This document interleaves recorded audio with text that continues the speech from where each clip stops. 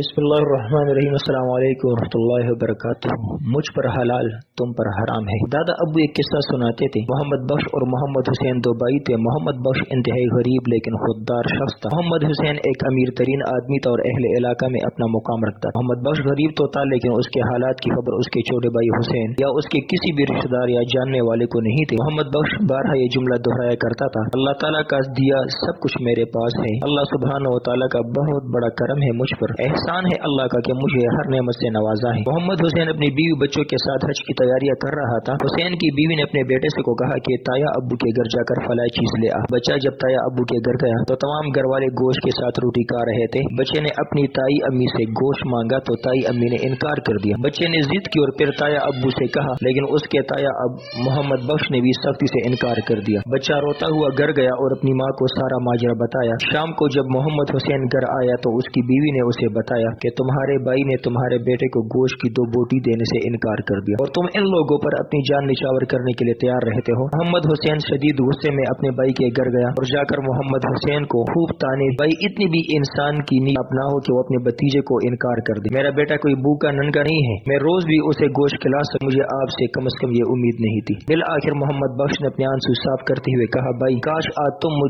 तुम मुझे इस तरह मजबूर ना करते तो मेरी सफेद पोशी का मजीद कुछ दिन बरम रह जाता। मेरे बच्चे 3 दिन से भूखे थे। मैं आज जंगल में गया तो वहाँ एक जानवर मुर्दा हालत में पड़ा था।